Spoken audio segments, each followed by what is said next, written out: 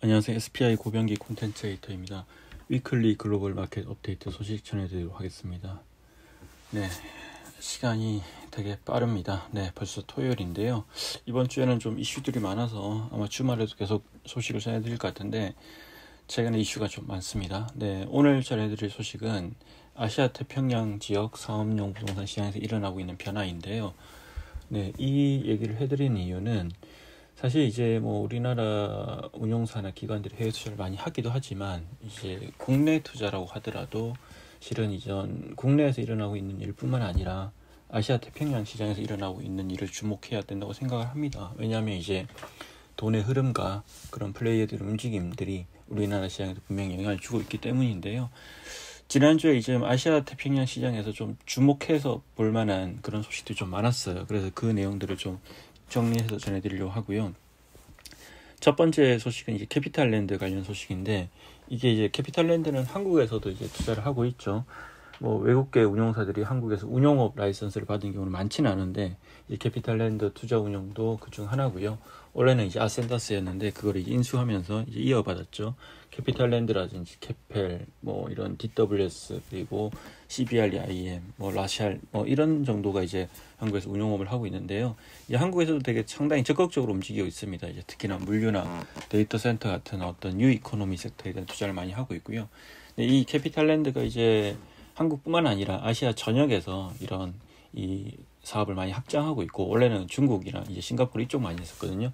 근데 최근에 한국이나 일본에 많이 확장하고 있고, 특히나 이제 펀드 비즈니스 되게 많이 키우고 있어요. 그래서 이제 아마 앞으로는 되게 좀 주목해서 봐야 될 일단 싱가포르 부동산 회사 중에 하나인데, 뭐 의미 있는 이정표가 좀 몇 개 있었습니다. 최근에 보면 캐피탈랜드가 이제 코어 플러스 오픈엔드 펀드가 있어요. 캐피탈랜드가 이제 이거 뭐 나온 지 얼마 안 됐는데 COREF라고 캐피탈랜드 오픈엔드 리얼 에스테이트 펀드인데 뭐 2021년 8월에 나왔거든요. 이제 이 펀드가 아직 한국에는 투자는 안 했는데 한국에서도 투자를 계속 하려고 많이 노력을 하고 있고요.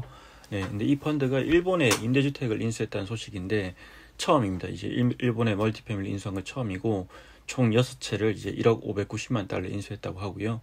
그래서 아마 이런 일본의 이제 임대주택에 대해서는 최근에 코어 펀드들이 많이 사고 있죠. MNG의 맵도 그렇고 많이 사고 있는데, 이런 캐피탈랜드도 또 일본 임대주택에 진입했다는 그런 소식이고요.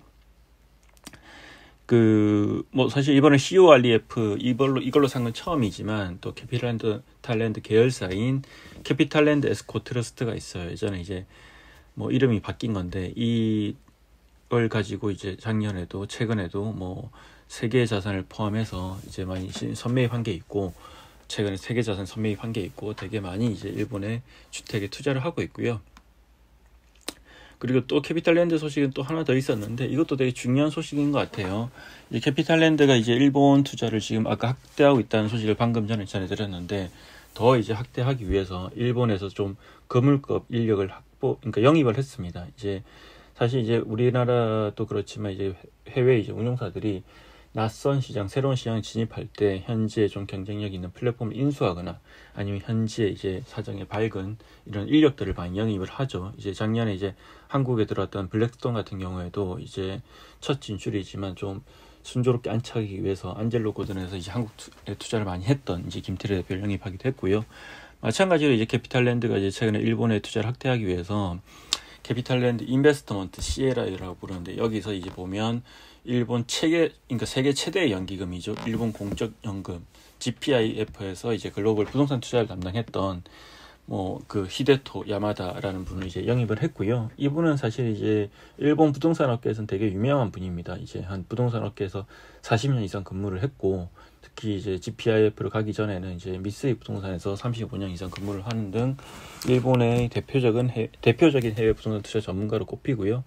뭐 특히 이제 영국 런던에서 BBC 텔레비전 센터라든지 화이트 시티 플레이스 같은 이제 대형 개발 프로젝트를 하면서 이제 많이 주목을 받았던 인물인데, 아마 이제 이번에 캐피탈랜드가 이 사람을 영입하면서 상당한 힘을 받을 거라고 생각을 해요. 일본에 대한 지식도 많고 또 영향력도 큰 인물이기 때문에 되게 많은 영향을 줄 것 같고요.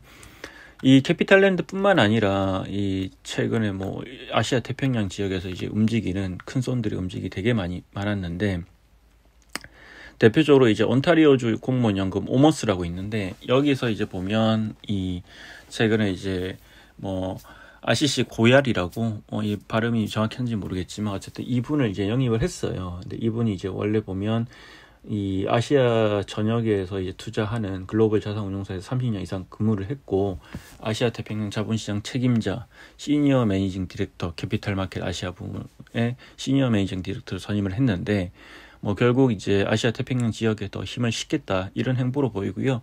최근에 이제 캐나다 이런 연기금들이 이 오머스뿐만 아니라 이제 뭐 보면 커더리얼 같은 회사들이 이제 아시아 지역에 투자를 되게 많이 하고 있어요. 이제 그런 차원에서 CPPIB도 있죠. 이제 그렇게 이제 많이 늘리고 있는데, 그런 차원의 움직임을 보면 될 것 같고요. 뭐 사실은 이런 움직임들은 당연히 저희가 주목을 해야 되고요. 이제 우리 경쟁자기도 하고 또 한국의 투자, 우리나라 회사들의 경쟁자이기도 하고 또 한국에 투자도 하기 때문에 주목을 할 필요가 있을 것 같고요. 또 하나 보면 이제 티시먼 스파이어라고 있습니다. 이게 뉴욕 기반의 디벨로퍼이자 글로벌 운용사입니다. 운용사인데 한국 기관과도 상당히 인연이 깊죠. 이제 많이 오랫동안 같이 투자를 했었고, 연금도 뭐 한 2, 3년 전인가요? 저기 SMA 형태로 이제 되게 큰 자금을 맡겼고, 이 티시먼 스파이어 같은 경우에는 그 전에 이제 아시아에서는 보면 중국과 인도 중심으로 이 사업을 많이 했는데, 이게 최근에 뭐 보면 중국, 인도를 넘어서 아시아 태평양 시장 전역으로 이제 보폭을 확대하겠다 이렇게 이제 천명을 했는데요. 실제 그런 행보에 좀 이렇게 힘을 실어줄 수 있는 인물을 영입을 했습니다. AW로부터 이제 아데리안 리라는 어떤 부동산 전문가를 영입해서 싱가포르 사무소를 강화를 했는데요.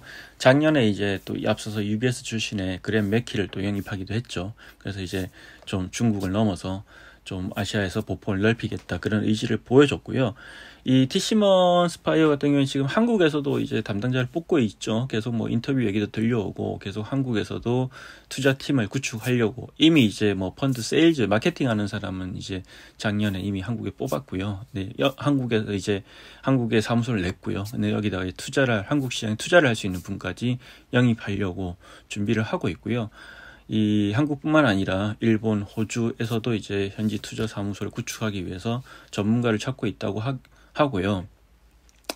사실 이제 이 티시먼이 이렇게 하는 이유는 여러 가지 있겠지만, 뭐 중국 쪽에 대한 비중이 너무 높은 것도 최근 같은 상황은 좀 부담이 되기도 하고, 또 이제 티시먼 스파이어의 경쟁사이기도 하고 약간 유사한 형태의 회사인 하인즈가 이제 2년 전에 2021년 2월에 한국에 진출했는데 너무나 잘 안착하고 있습니다. 그러다 보니까 좀 티시먼 스파이어도 그런 하인즈의 성공 사례에 자극을 받은 게 아닌가라는 생각이 들고요.